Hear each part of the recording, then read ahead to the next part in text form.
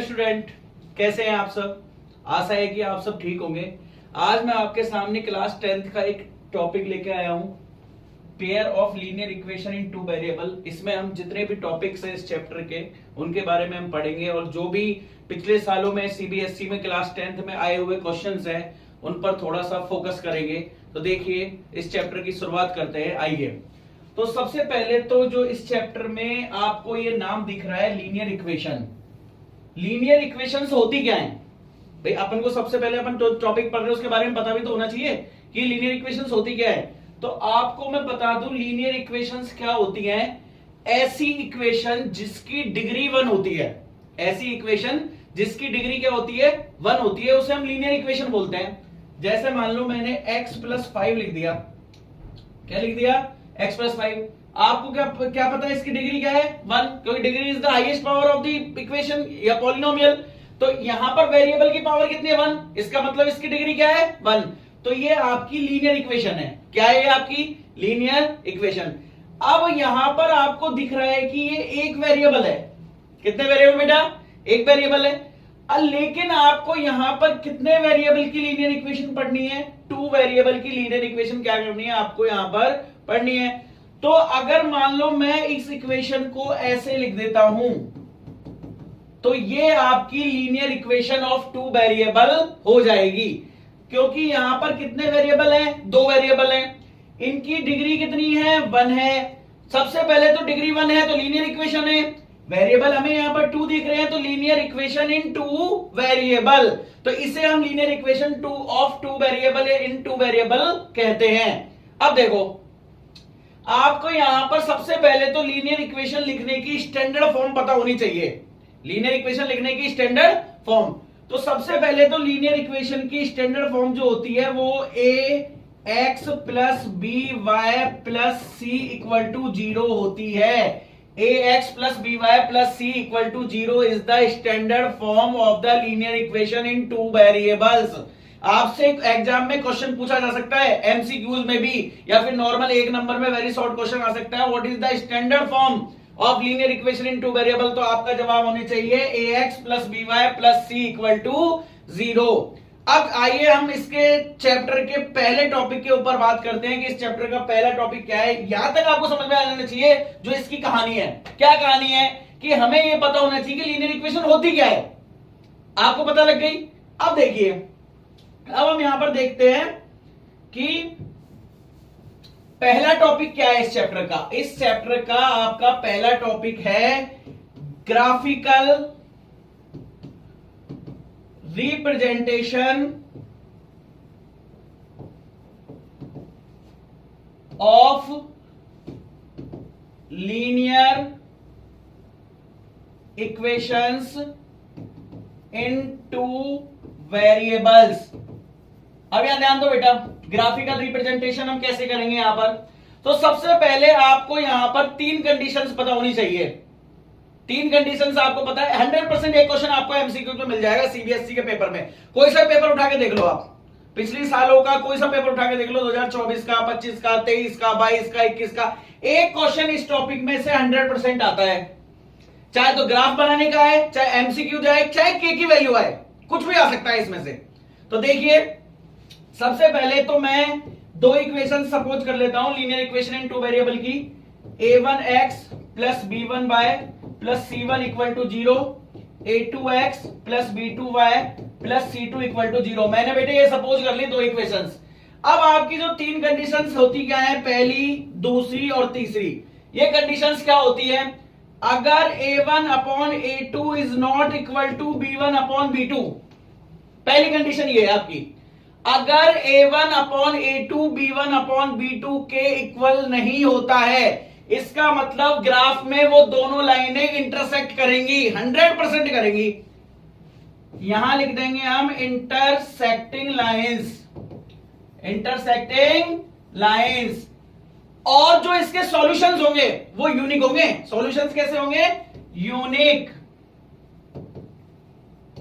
अब देखिए, अगर a1/a2 बराबर b1/b2 बराबर c1/c2, अगर इस कंडीशन को आपको दी गई इक्वेशंस फॉलो कर रही हैं तो इसका मतलब यहां पर जो लाइंस होंगी वो कोइंसिडेंट होंगी।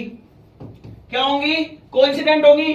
उसके बाद जो सॉल्यूशंस होंगे उसके होंगे infinitely many solutions. Infinitely many solutions. तीसरी कंडीशन क्या कहती है आपकी बेटा? A1 अपॉन A2 बराबर B1 upon B2 is not equal to C1 upon C2। तब ये लाइंस पैरेलल लाइंस होती है। कैसी लाइंस होती है बेटा? पैरेलल लाइंस, यानी कि ये कभी एक दूसरे को इंटरसेक्ट नहीं करेंगी। और जो इसके सॉल्यूशंस होते हैं वो सॉल्यूशंस नो सॉल्यूशन होते हैं बेटा। क्या होते हैं? No solution. अब इन तीन कंडीशंस में से एक कंडीशन पे क्वेश्चन 100% बनेगा। 100% बनेगा। देख लेना चाहिए। चलिए देखिए बेटा, हम यहां पर जो कंडीशन हमने तीनों कंडीशन पढ़ी उनके ऊपर मैं एक क्वेश्चन लेकर आया हूं जो गत वर्ष पिछले सालों में लास्ट ईयर जिनको आप पीवाईक्यूज बोलते हो उनमें बहुत बार रिपीट होने वाला क्वेश्चन है। 100% आपने एक क्वेश्चन इस पर फोकस कर लिया ना तो आपका 1 नंबर पक्का हो जाएगा एमसीक्यूज का। अब कैसे पक्का हो जाएगा वो यहां देख लीजिए आप। आपको यहां पर 2x minus Y equal to 5, 6x plus K Y equal to 15। आपको यहां पर k की वैल्यू फाइंड करनी है बेटा। किसकी वैल्यू फाइंड करनी है? k की। आपको कंडीशन दे रखी है कि उसके जो सॉल्यूशन है वो इनफाइनाइटली मैनी सॉल्यूशंस है। कैसे है बेटा? Infinitely many solutions. अब देखिए आप क्या करेंगे यहां पर। आपको पता है कि अगर इनफाइनाइटली मैनी सॉल्यूशन होता है तो A1 अपॉन A2 बराबर B1 अपॉन B2 बराबर C1 अपॉन C2 होता है बेटा। तो A1 क्या है यहां पर?